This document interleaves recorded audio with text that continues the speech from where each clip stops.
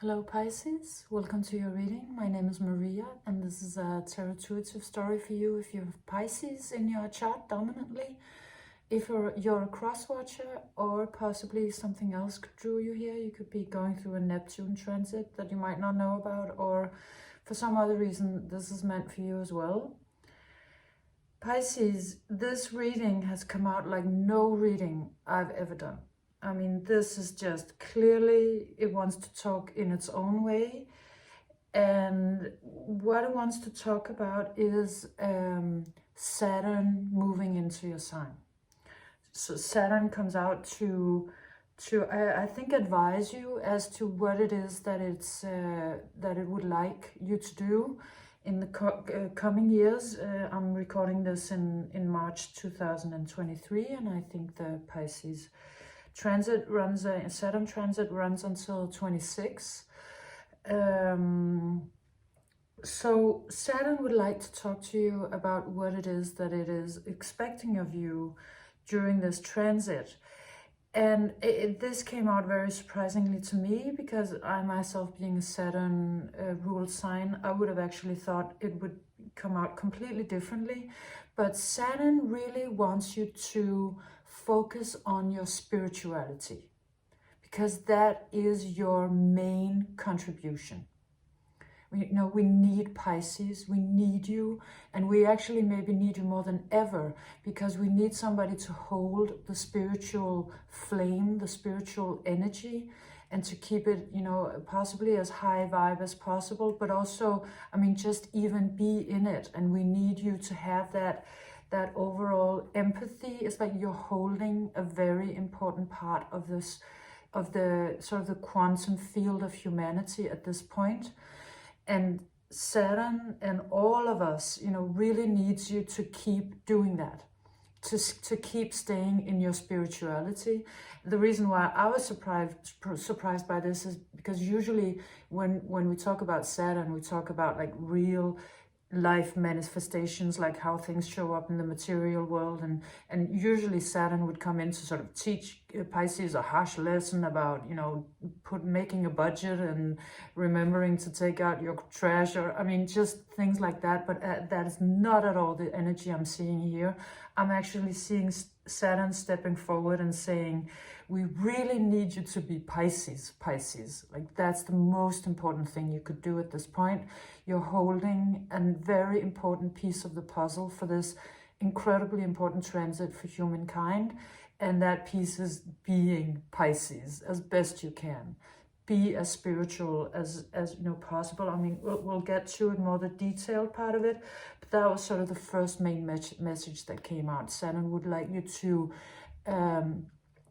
praise it, or to honor it, or to be in service of it, and be in service of humankind by being really, I mean, what you were put on this earth to be, namely this spiritual, empathetic, one consciousness, free flowing spirit that you actually truly are. And another message also came out as I was sitting with the cards, and it was about forgiveness. And I mean, of course, forgiveness comes in its own time, but it only does if you want it. You gotta want it. But this was very specific to speaking about a lineage, and possibly something being passed on through lineage, like maybe your father to your father's father, and the other way around, your father's father to your father, and then to you, or mother's mother to you. And it's so it's what it was saying was, those who came before you carried a lot of shared sort of trauma or grief that is running in your bloodline. And so they may not have been necessarily a great, let's say, parent to you, if we're talking about that particular constellation, but they did carry an immense amount of karma so that you wouldn't have to. And maybe it's just coming out as something that would possibly make it a little easier for you to forgive them, to know that they actually what they did is that they actually carried something so that you would carry less, even though it doesn't necessarily look like that in 3D, is how it's coming out. So if I was to say something very overall, other than the spirituality part about this reading, which is, by the way, not at all coming out as a story, it's exclusively coming out as advice for the next three years from Saturn. It's the thing that I would say overall is that you're really being asked to rest, replenish, nurture yourself, take it easy. It's just in every shape, way, or form, like that is the main message, is for you to give nurture to yourself and completely take it easy, because the spiritual work that you're doing is so important at this time, in this day and age, in this time in humanity's history, that, you know, that's actually the only thing you really truly need to focus on, and the only thing you need to be.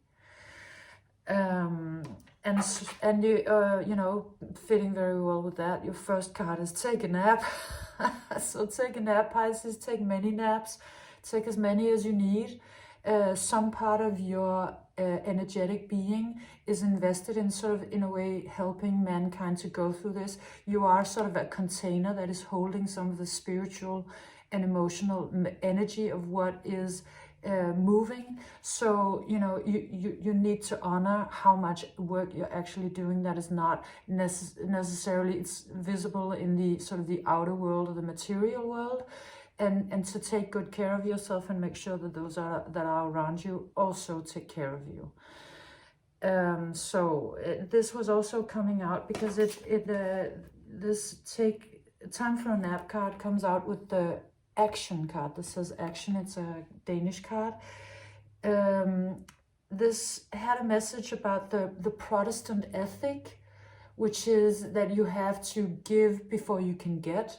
And this is asking you to flip that, to flip it, get before you can give, rest before you do, chill before you act, nurture yourself before you nurture others, let yourself be nurtured before you do something that you know requires action in the outer world. So flip that script and rest, chill, take it easy, and when action is required, have a lot of momentum on it, like just go, and then move back into your rest space. So this is more sort of a, let's say, more of a rare occurrence, or it doesn't have to be, but it's more like this is the main protagonist in this story, is the rest card, and to, you know, the things that you can do it maybe sort of start swiftly, and with a lot of momentum, and you know, doing it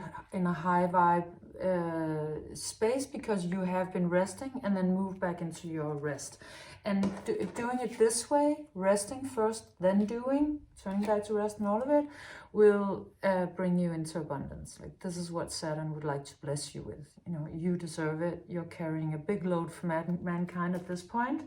So yeah, the blessings will follow. And then there are two sort of messages about your sort of a terrestrial material life. They're talking about work and home. Work comes out as poised, and home comes out with this a change in the wind card. This card that looks poised, it's called poised, but to me it doesn't really look poised. To me it looks performative. It looks like this dancer is really you know, pulling off something difficult, and she looks kind of, to me, sort of tired and like she's doing too much. And you're being invited to, if you have that in any place in your life, you know, primarily maybe career, but anywhere where you're sort of doing too much and you're pushing yourself to do it, and you're being incredibly sort of performative in the way that you're doing it. You may be sort of forcing yourself to it, or you're going like an old circus horse doing your thing. That is, you know, that is not really the most supported thing at this point, because what is supported is, this card is called quiet, is chill time, like nature and sitting in the sun and listening to music or listening to the tree. This really comes out to me as listening to the trees, listening to nature, listening to you. So instead of being in sort of a performative paradigm, be you and be with you. And if you were then, you know, to go and do something in the world, it will come from this incredibly nurtured space and not from this, you know, all performance sort of way of going about things. And that will take you out of a paradigm of fighting for things and into something much more flowy and quantum manifestation, like, meaning that, you know, instead of like, this is a paradigm of like working and then, you know, hoping to get some things. This is more like being and receiving, and then things move in your life. So it would like to invite you to stop fighting. Let go of all that, anything that requires actually more or less for you to be in armor and be fighting and be in aggression or in opposition to anybody. Let that shit go. And the change in the wind is about your home. This looks like a home that is a little worn out, a little tired. And what would like to be manifested in this period is this also says, or this says home, right? This card, this says home.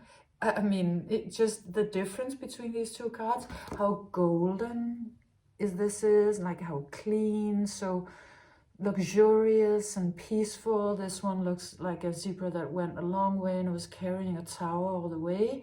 So so something about your home is sort of worn out or tired. And this is a period of life that is for either maybe making a move, a change in the wind to something incredibly more beautiful, easy, supportive, luxurious, clean, or rejuvenating your home, renovating, you know, doing the whole Marie Kondo thing, you know, does the spark joy practice in your home. And coming out, you know, ultimately on the other side of the Saturn transit from this to this, very beautifully.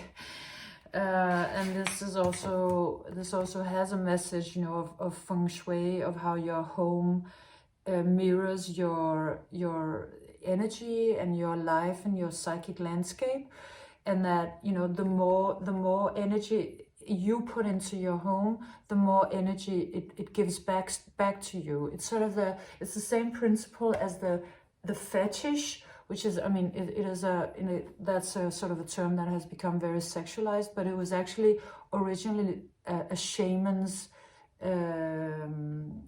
a shamanistic term. And what it means is that you take a trinket, let's say, and you put all of your energy into it, like your holy energy and your spiritual practices. And then the day you need the day you need spiritual protection, or you need something to come back to you, that trinket will protect you.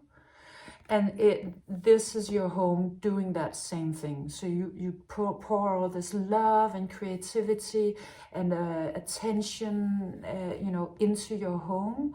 And then the day when you come home tired, your home is waiting for you, and it's just like one big hug, and all of that love and energy comes back to you. So, you know, investing here is a really, you know, that's going to be, you know, such a great feedback loop. It's going to be so beautiful. It also comes out with the Hermit card. So, I mean, this does indicate that you will anyway be spending time alone or time at home. So it's just perfect storm to fix that home up and to spend that time alone and do this. And it will be also, these two kind of nurture each other very well, because being in beautiful, you know, calm surroundings that is also good for the answers you want to find, or for whatever it is that you may be seeking spiritually. So it's very much about nurturing yourself, you know, through your home. And then there are two sort of cards that are speaking about something more, I mean, more the spiritual and mental, I guess, part of this, emotional perhaps. Those are the higher power and the fates. Okay, it could be also sort of what you're focusing on sort of philosophically. Now this one, the higher power, it falls on the table with this card that's called absurdity. And that card is about ego. It's about the absurdity of the ego. All of these crazy things we think we want, and that we think are gonna make us happy. And this is telling a story about how the ego is actually it can overtake us to the point where we're willing to destroy ourselves in order to spite somebody else or irritate somebody, or even spend our life energy trying to destroy something for somebody when we could actually just be using it for doing good to ourselves. And so it is talking about the absurdity of the ego, but it's also it also has a message of how the ego is always potentially grandiose. It always wants something bigger or more, and that is actually not spirituality. This is coming out as higher power. That sometimes we confuse these things, and sometimes when we go through what looks to be a very spiritual process that you're going through, we also go through sort of a big spiritual opening and ascension. And you will most likely, I think, in this period of your life, experience that your spiritual powers are aggrandizing, is that the word? Or growing bigger. And so your challenge is to make sure that your ego doesn't infringe on that that you really stay very pure and clean in your intentions, and that you don't get sucked in by ego or by ideas about wanting something to be bigger or better, because that's actually, then it's not spirituality anymore, then it's materialism. So and I think the reason why this is coming out is just to caution you, because clearly your spiritual powers are going to be really, really growing. So it's just keep your ego in check, so that so you can constantly remember that this is what it's about, and that is being underlined and clarified by the Ordinariness card. This speaking about the Zen way of going about life, which is really about giving a lot of attention and spiritual awareness into, like, making a cup of tea or cleaning your home or fixing your garden, because that is somehow actually the most spiritual thing you can be, because it's being present in the simple things. And being in simplicity and ordinariness is kind of like the antithesis to the ego, right? Because the ego wants to be like big and bigger, and wants the whole thing to be sort of a whole to-do and something grandiose in a way. And this is just the opposite. I mean, this is just going around in your garden and sort of looking at the weeds and talking to your cat. So it's just that be as pure as you can in your spirituality. And there might also be sort of a little bit of a confusion state to some extent in you being a Neptune ruled sign. You are prone to have periods of spiritual confusion, and that may be happening a little bit in the coming period, with the ego sort of finding its way into that whole thing. But I mean, the cure is to garden or to take your, clean your kitchen or do simple things, because it will bring you back into grounding. And then, then you can do this whole incredibly spiritual, amazing thing that you're clearly gonna do. And the fates come out in the last sort of for the last couple of cards as and as an overall energy for those. And this came out with the message amor fati. Is that how you pronounce that in English? Latin in English. Love your destiny as best you can. Love your destiny. You may have some looks like you have some restrictions in your life. There are some things that are sort of restricting you or keeping you in place, or there are some things that you have difficulty moving, or some things that maybe you just have to accept. Okay, yes, this is a part of my life, and this is really inviting you to love it, like love your restrictions, love your life, practice loving it. And it's pointing me back to this first thing that we were talking about with forgiveness, that you may not know how, but you can always express the willingness to learn. That you might not be able to forgive at this moment, but maybe you can say, but I would like to know. I mean, I would like to learn. At some point I want to. So to send out that intention, do the same with your destiny. If there is something about your current situation that's making it really hard for you to love it, then look at it and say, I want to love you. I want to love you. That's what I want. Like, teach me how to love you, or just say that, I want to love you. Let that be the intention, and then let it sort of unfold. And what this will do for you, the card it comes out with is called Let Go of Fighting. So, yet another invitation to stop fighting, to just completely move out of that paradigm, which sounds like perfect for Pisces. And perfect for the world, that people stop doing this. So it's let go of fighting. And so, I mean, and you would stop fighting, right? Because if you love your fate, then every part of you where you're sort of fighting against it, or where you're fighting against the now, or what is gonna fall away. It's like you're hanging up that your warring outfit, and you're just hanging it up on the wall like an old coat, and letting it be, because it's you don't need to spend your energy working against what is, and actually it will turn out to be quite glorious. And also it looks like incredibly sort of joyful, and this looks very much like even just the bodily, she looks like it's so much comfort in the body. So there's something about the body actually finding an incredible amount of comfort when you accept the things that you cannot change, and let go of everything that really has to do with fighting against anything. For some reason, this also came out with the scene from Thelma and Louise, where they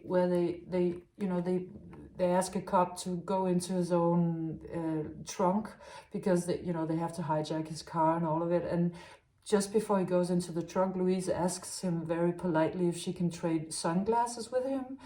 And I'm not exactly sure. I mean, I think that comes out because there's something about that feminine vibe. I mean, this doesn't have to do with your gender, but just doing something completely other than fighting, and then just like super politely, asking somebody to, who you're forcing to crawl into a trunk to trade sunglasses with you.